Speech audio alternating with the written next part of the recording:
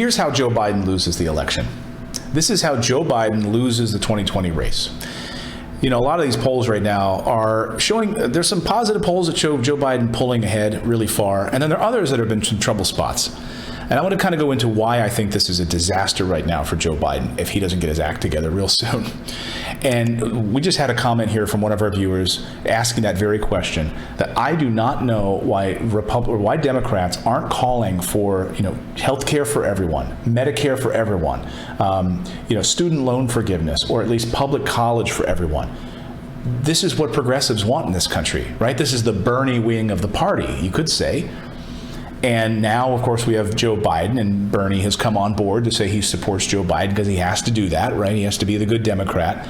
But this is the problem with the Democratic Party, is that the ideas that so many Americans want right now, an overwhelming support for public college, free public college, health care for all, some sort of a universal basic income as a safety net for Americans, and getting us out of endless wars, and climate, fixing our climate so that we're not struck with like multiple hurricanes season after season, drought, rivers drying up, and this sort of, and this that where we're having to bring in all kinds of foreign imports. We're having to fly in strawberries from South America.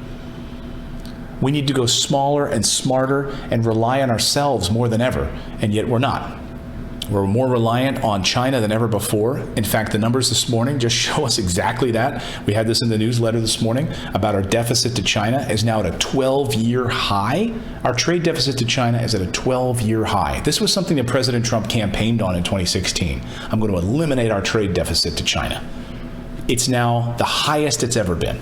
In fact, the last time it was this high was 12 years ago under George W. Bush. So whenever these politicians' mouths are talking, you know that they're just flapping their gums because they're just paying their corporate overlords. They're just making sure that Wall Street is taken care of. When you get a tweet like this, it's exactly why supports exactly what I'm talking about. The Dow Jones Industrial Average just closed above 29,000. You are so lucky to have me as your president. As if somehow your value is tied to the stock market. Your well-being with your family is somehow tied to the stock market. Oh, and by the way, then within about 12 hours of that tweet, stock market tanked. And then he goes quiet about it. Joe Biden could lose this election in a couple of key areas. Again, these polls are pretty close in some of these swing states. And Michael Moore tweeting about this the other day, and he was fired up. He said, someone's got to sound the alarm here. Check this out, he says. Michael Moore, of course, he's from Michigan. She said, check this out. During the same week in August, but 4 years apart in 2016, Hillary was way ahead of Trump. But this past week in some swing states, Biden's lead is less than what Hillary's was. You can't blame this one on the PO or Russia. This is on the candidate and the party. Wake up. Now, what exactly is he talking about? Now, I know that liberals, I watched a lot of different liberal programs, read a lot of different liberal blogs, and Vox Media and others sort of just trying to sweep this. Oh, Michael Moore, he's kind of crazy. Most of the polls show Biden winning. Michael Moore just must be a nut. You know, he's a crazy, he's a liberal, but he's a crazy liberal. What is he saying? What is he onto here? I think he hits the nail on the head with this tweet. He says in a follow-up tweet, he says, someone needs to pull the fire alarm now.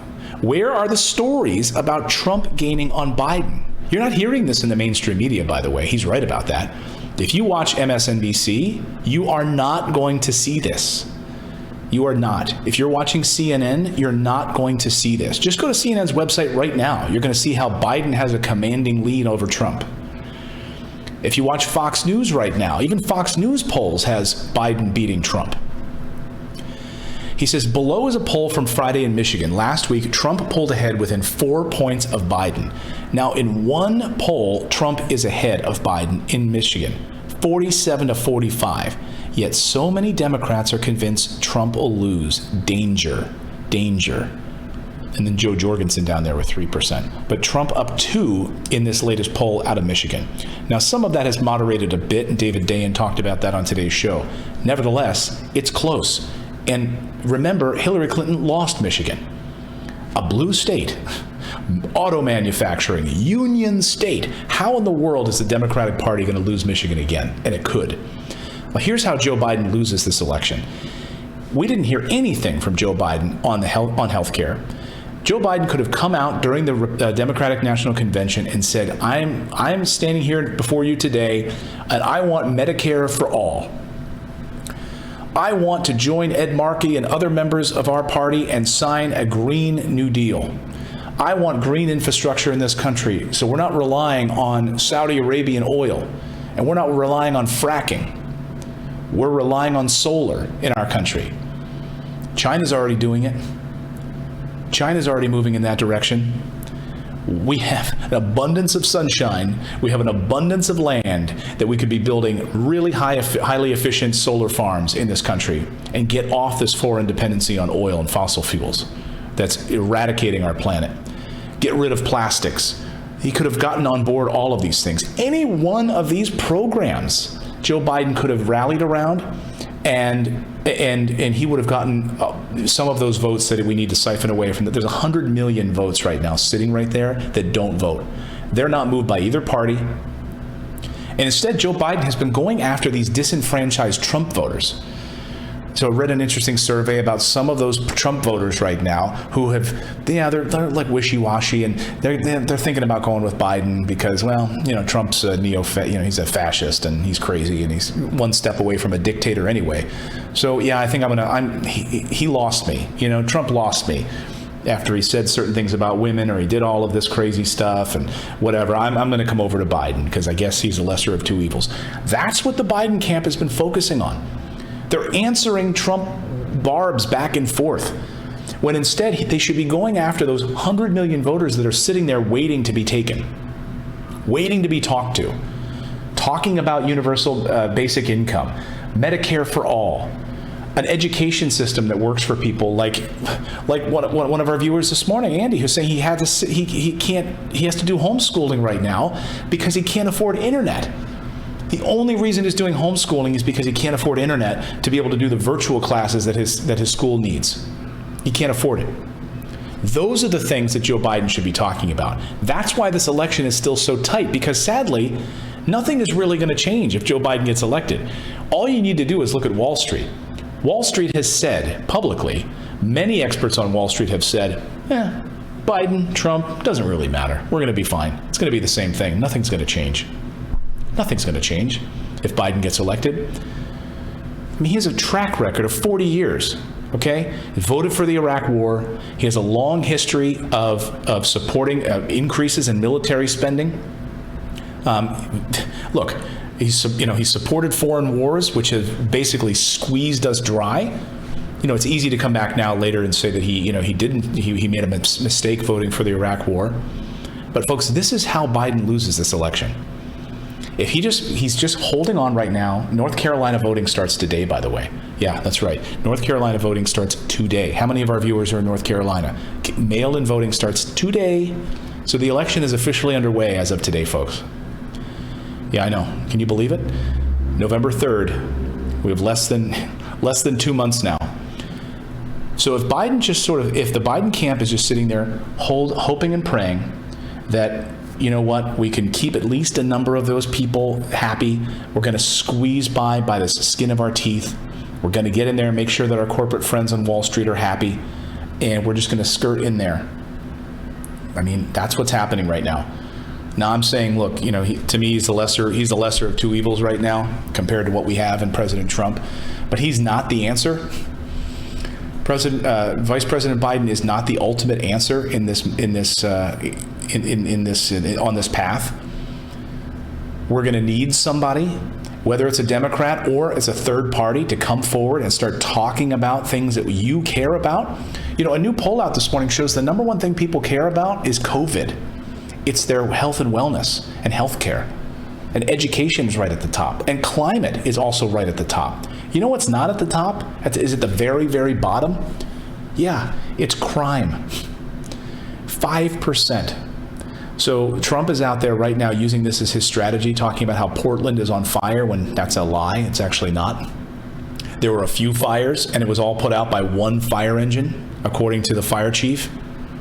This idea that all of Portland is aflame is garbage. It's not. But it's a good narrative. Sadly, it's not working for Trump. It's actually not sticking to Joe Biden because people are saying, wait a second, this is happening on your watch. You're president of the United States, not Joe Biden. But unless we get a Democrat or some sort of progressive wing of this party that's able to start really talking about these issues, Democrats are going to lose. They're going to lose to Trump again. And they're going to sit there and they're going to wonder why. I'm telling you why.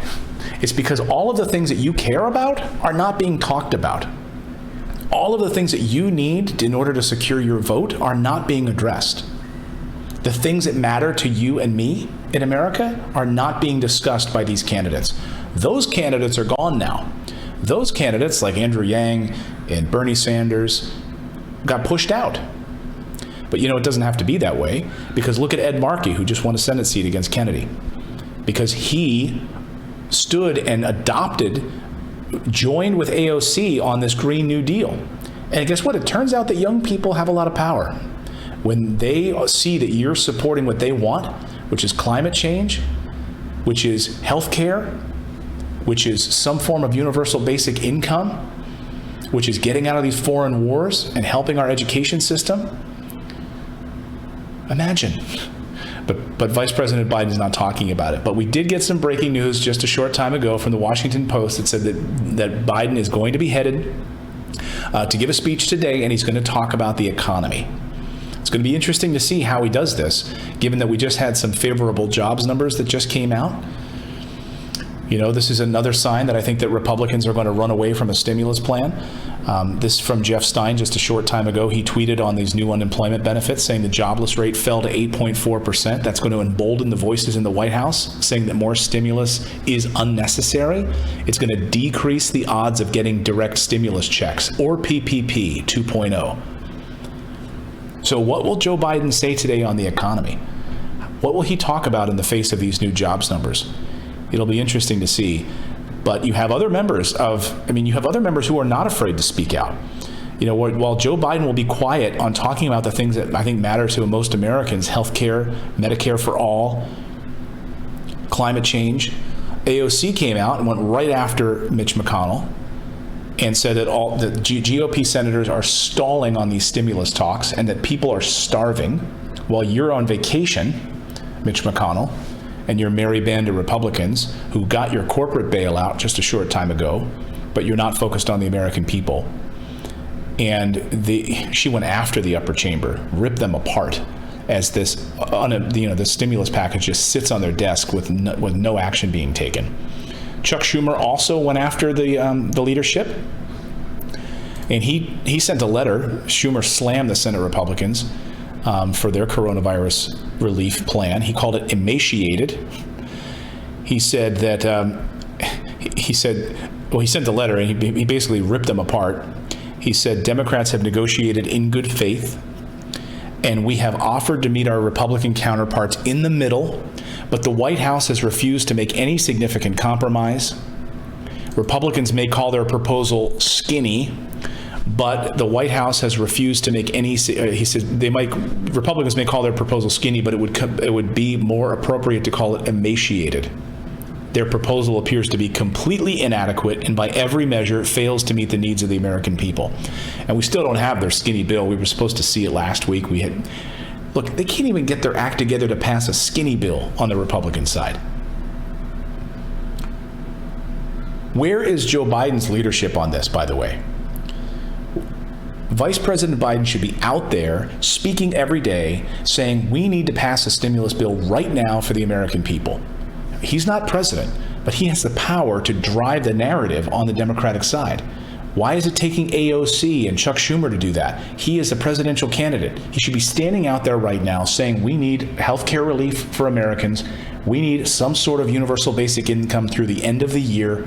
We need to make sure that the businesses are taken care of. We need rental assistance. All of these things that Vice President Biden should be talking about, and he's not. So we'll see today what he says on this economic plan, what he plans to say on the economy after we saw these new jobs numbers, which are favorable for Republicans right now in an effort for them to not want to pass additional stimulus. Don't be duped by these jobs numbers, folks. Remember that these seasonally adjusted numbers, and remember also that a lot of these jobs were census hires by the federal government, 400,000 census workers being hired just to go knock on doors and find out how many Americans live in America, federal jobs. So don't be duped by a lot of these numbers. Don't get overhyped by them. Let me know in the comments what you think about the latest stimulus news, and do you think Joe Biden is going to screw this one up? This should be an absolute layup for them. And the fact that it's this close in certain states right now just goes to show you how horribly Democrats have created their coalition here.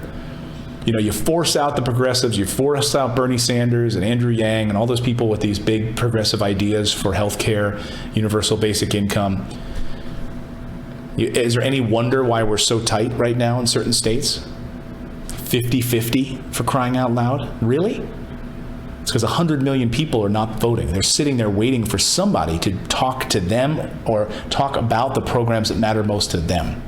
Smash that like button. Let me know in the comments below what you think about this idea of both universal basic income and having Joe Biden lead on the stimulus.